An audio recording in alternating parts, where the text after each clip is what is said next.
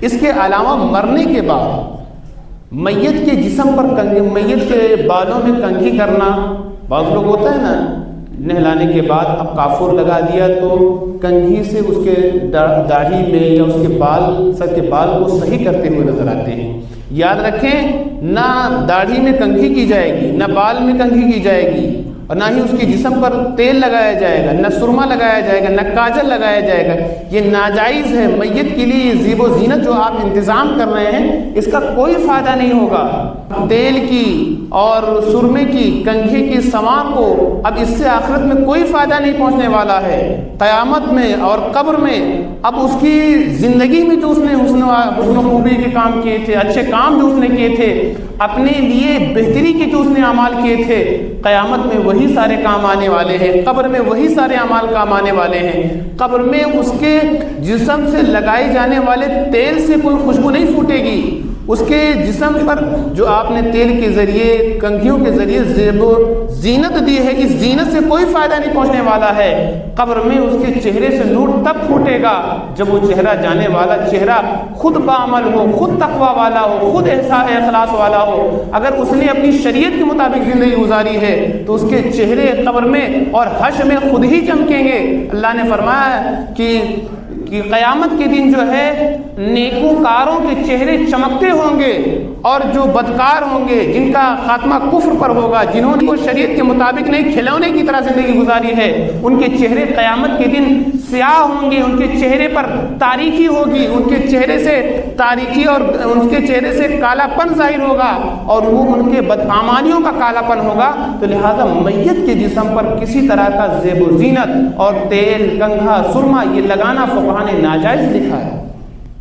حضرات گرامی، اسی لیے میت کا جو غسل دیا جائے، جو بھی غسل دے، ان چیزوں کا خاص اہتمام کیا جائے۔ جتنی شریعت نے آپ کو اجازت دی ہے ان کاموں میں بہتری اختیار کریں، اور جن چیزوں سے شریعت نے منع کیا ہے ان سے آپ بالکل باز رہیں۔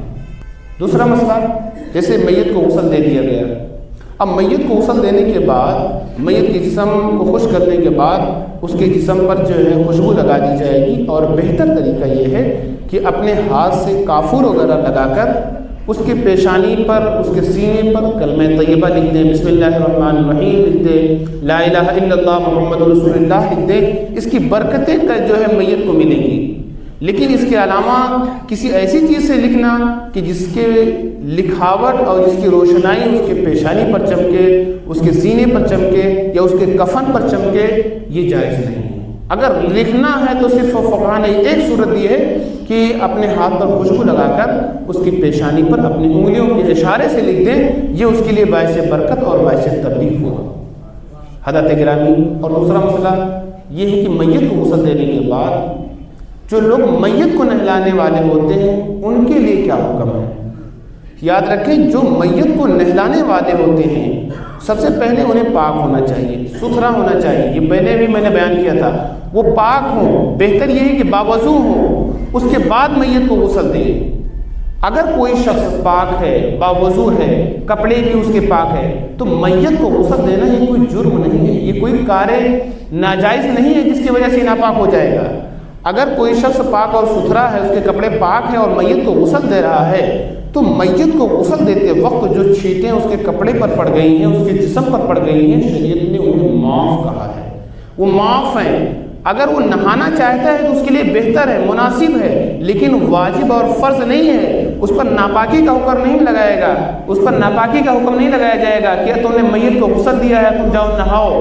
عموماً دیکھا جاتا ہے کہ میت کو نہلانے والے کے چکر میں آدھا گھنٹہ جو ہے جنازہ رکھا رہ جاتا ہے، مٹی میں جو ہے تاخیر کر دی جاتی ہے۔ یہ درست نہیں ہے، جائز نہیں ہے، کیونکہ میت کو جلدی جو ہے دفن کرنا یہ شریعت کا حکم ہے، اور نہلانے والے کے لیے رکنا یہ درست نہیں ہے۔ نہلانے والے کو شریعت نے پاک کہا ہے، ستھرا کہا ہے۔ اگر مزید کسی کا دل نہیں بھرتا ہے، طبیعت نہیں بھرتی ہے، تو وہ اگر غسل کرنا چاہے تو صرف اس کے لیے استحباب کا حکم ہے، مستحب ہے، کوئی واجب اور فرض نہیں۔